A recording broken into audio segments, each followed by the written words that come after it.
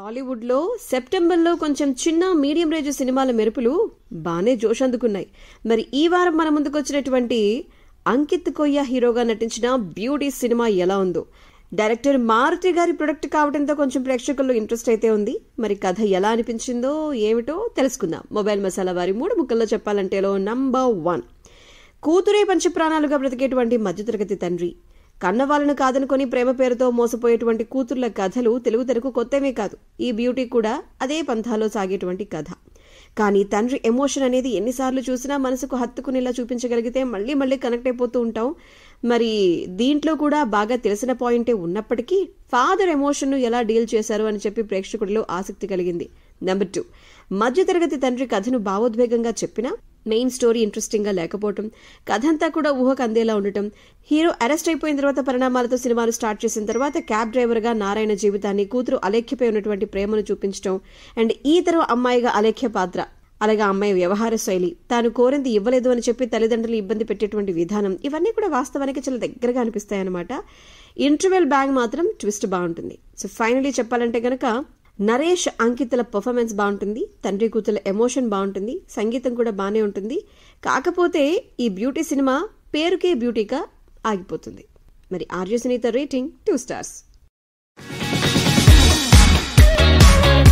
ఇదొక different political thriller. ఎలా ఉందో ఏంటో తెలుసుకుందామా? మొబైల్ మసాలా వారి 3 ముక్కల్లో చెప్పాలంటేలో మనం మాట్లాడుకోవాల్సింది, విజయ్ ఆంటనీ సినిమాలకు తెలుగులో ఇప్పుడు కూడా ఒక మంచి మార్కెట్ అయితే ఉంటుంది. ఇప్పుడు ఆయన భద్రకాళి అంటూ వచ్చారు, ప్రేక్షకుల్లో మంచి ఇంట్రెస్ట్ అయితే గనక నెలకొల్పారు. ఇంతకీ ఎలా ఉందో ఏంటో తెలుసుకుందాం. నంబర్ 1, ఇది ఒక డిఫరెంట్ పొలిటికల్ థ్రిల్లర్.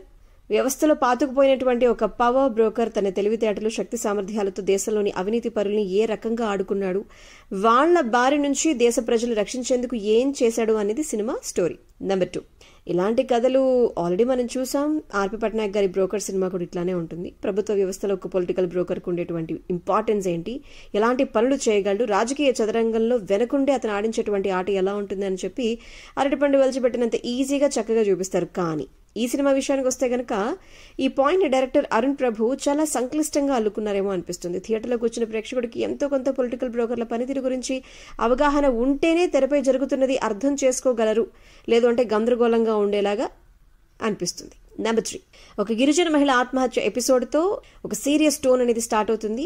వెంటనే పవర్ బ్రోకర్ కిట్టుగా హీరో క్యారెక్టర్ ఎంట్రీ, పొలిటికల్ గా అతను ఎలాంటి పనులు చేయగలడు, తన శక్తి సామర్థ్యాలు ఏమిటి అని చెప్పి ప్రయత్నం చేస్తూ మొత్తానికి కథను తీసుకుని వెళ్లారు.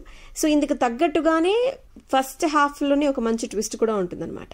సో అతని గతం ఏంటి, ఎవరతను ఏమిటి, మిగతావన్నీ సెకండ్ హాఫ్ లో మనకి తెలుస్తాయి అనమాట. సో ఫైనలీ చెప్పాలంటే Vijay Antony performance and first half లో కొన్ని థ్రిల్లింగ్ పాయింట్స్, కొన్ని విజువల్స్, కొంత నేపథ్య సంగీతం అక్కడక్కడ థ్రిల్ చేసేలా భద్రకాళిని మార్చడం జరిగింది.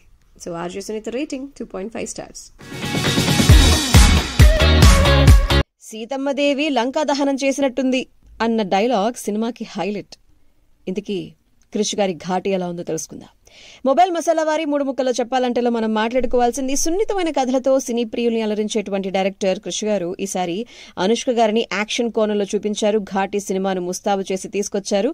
మరి ప్రపంచ సినీ ప్రియుల్ని ఎలా అలరిస్తోంది ఘాటి? ముందుగా మొదటి మాట, ఇది గంజాయి అక్రమ రవాణా నేపథ్యంలో సాగేటువంటి కథగా కనిపించినప్పటికీ ప్రధానంగా ఇదొక ప్రతీకార కథని చెప్పాలి.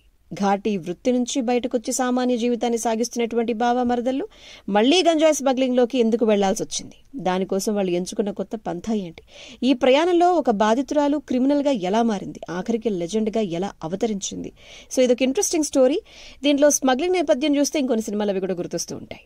నెంబర్ 2, తూర్పు కనుమలు, అక్కడి కొండల మధ్య సాగేటువంటి గంజాయి అక్రమ సాగు, దాన్ని దందాగా చేసుకుని బ్రతికేటువంటి నాయుడు సోదరులు, అతనిపైన ఉన్నటువంటి కార్పొరేట్ ముఠాను చూపిస్తూ కథను ప్రారంభిస్తారు. చాలా ఇంట్రెస్టింగ్ గా సాగుతుంది అదంతా కూడా. అయితే హీరో హీరోయిన్స్ క్యారెక్టర్స్ తెరపైకి వచ్చిన తర్వాత కథలో వేగం కొంచెం స్లో అవుతుంది.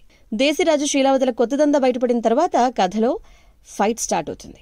బాధితురాలుగా మారినటువంటి శీల కత్తి చేతబట్టి ప్రతీకారం తీర్చుకునేందుకు సిద్ధపడ్డం ముచ్చటగా. మూడో మాట, రా అండ్ రస్టిక్ లుక్ లో అనుష్క అమేజింగ్.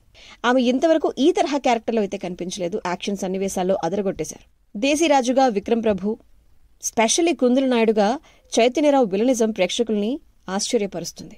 క్రిష్ గారు సెటప్ చేసుకున్న వరల్డ్ ఈ కథకు కొత్త ఫీల్ అద్దింది. దీని ఒక రొటీన్ రివెంజ్ డ్రామాలాగా మార్చేశారు. అనుష్క గారి యాక్షన్ షో చూద్దామంటే ఈ వీకెండ్కి best Ghaati. RJ Sunitha rating 2.75 star.